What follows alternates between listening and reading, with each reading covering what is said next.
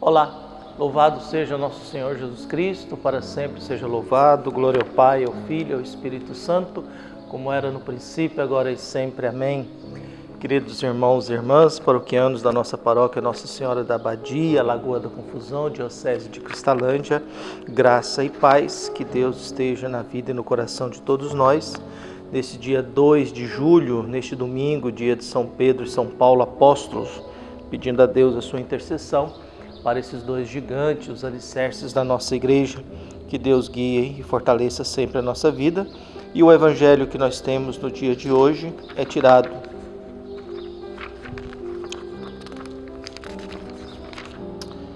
de Mateus, capítulo 16, versículos de 13 a 19. O Senhor esteja convosco, Ele está no meio de nós. Proclamação do Evangelho de Jesus Cristo segundo Mateus. Glória a vós, Senhor. Naquele tempo, Jesus foi à região de Cesareia de Filipe e ali perguntou aos seus discípulos: quem dizem os homens ser o Filho do Homem? Eles responderam: alguns dizem que é João Batista, outros que é Elias, outros ainda que é Jeremias ou algum dos profetas. Então Jesus lhe perguntou: e vós, quem dizeis que eu sou? Simão Pedro respondeu: tu és o Messias, o Filho do Deus vivo. Respondendo, Jesus lhe disse: feliz és tu, Simão, filho de Jonas, porque não foi um ser humano que te revelou isso, mas o meu Pai que está nos céus. Por isso eu te digo que tu és Pedro, e sobre esta pedra construirei a minha igreja, e o poder do inferno nunca poderá vencê-la. Eu te darei as chaves do reino dos céus. Tudo que tu ligares na terra será ligado nos céus, e tudo que tu desligares na terra será desligado nos céus. Palavra da salvação. Glória a vós, Senhor. Caros irmãos e irmãs, unidos na fé, nesse dia que nós celebramos a memória de São Pedro e São Paulo, apóstolos da Igreja, é bom a gente lembrar que a nossa Igreja Católica Apostólica Romana, ela tem uma origem, que é em Jesus Cristo, mas ela tem os seus fundadores ou aqueles que trabalharam para que ela existisse e que ela estivesse presente e continuasse. Então a Igreja resolveu pegar São Pedro e São Paulo, dois homens que não conseguiram trabalhar juntos, tiveram suas divergências, que tiveram suas ideias diferentes de igreja, que pensavam diferente, que trabalharam diferente a igreja e que ajudaram a igreja a se expandir no mundo. Pedro representa a hierarquia, entendeu? Então nós temos a hierarquia, o primeiro Papa, entendeu? Então Pedro é essa figura da igreja, da instituição, da hierarquia, do sistema burocrático, de tudo aquilo, da estrutura administrativa que existe. Paulo é o missionário. Paulo é aquele que tem a responsabilidade de levar o cristianismo, levar a pregação de Jesus a todos os lugares fora de Jerusalém, fora de Israel. Então, essas duas realidades são fortes na igreja. A igreja é uma igreja missionária que tem a responsabilidade e o dever de anunciar Jesus Cristo, que nos propõe um modo de viver a todos os povos, batizando-os em nome do Pai, do Filho e do Espírito Santo, ou seja, que todos os povos, conhecendo a Jesus ressuscitado, possam estar em comunhão plena através do sacramento do batismo com Deus, com a Trindade Santa. E Pedro com a sua responsabilidade de manter a igreja unida em torno de um Papa, em torno de uma autoridade que representa Jesus, que representa e fala em nome de Jesus no mundo. Por isso que quando a gente fala de igreja, nós não estamos falando de qualquer coisa. Quando nós falamos da igreja católica, estamos falando de 2000 anos de estrutura, estamos falando de 2000 anos de história, estamos falando de inúmeras experiências em que nós encontramos de tudo. Nós encontramos uma igreja na Inquisição que matava pessoas, mas encontramos o São Francisco de Assis, uma Santa Teresa d'Ávila.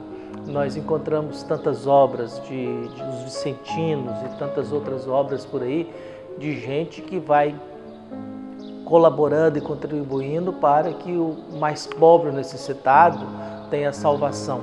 Não só salvação de espírito, alma, de consciência, mas também salvação de corpo. Porque nós queremos ter um corpo saudável, nós queremos ter uma alma saudável, nós queremos ter uma consciência saudável, nós queremos ter uma espiritualidade saudável.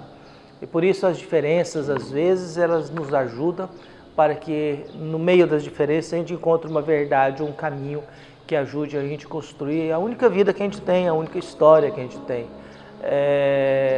presente nesse mundo, diante da nossa realidade, das possibilidades que nós temos de viver conforme aquilo que Jesus vai nos querendo mostrar e nos ensinando no decorrer que nós vamos abrindo a nossa vida para uma vida de oração, uma vida de fraternidade, uma vida de comunhão.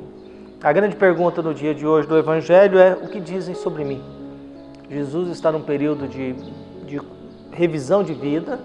Essa pergunta vai dar uma mudada na visão de Jesus, porque a partir dali Jesus vai mudar.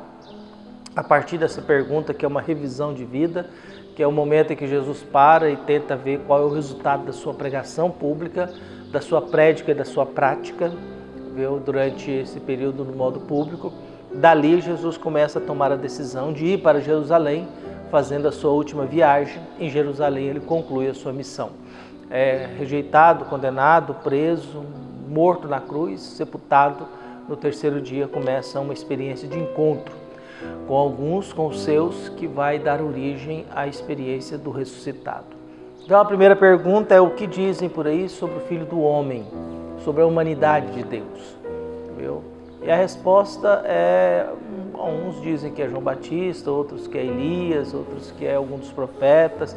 Todas as respostas da primeira pergunta, ela se dá na dimensão de que você é mais um profeta, viu? Mais igual a um dos profetas do Antigo Testamento. Só que Jesus não é mais um profeta do que ele é reconhecido como profeta, e os profetas são importantes porque a maior parte do Antigo Testamento é profético.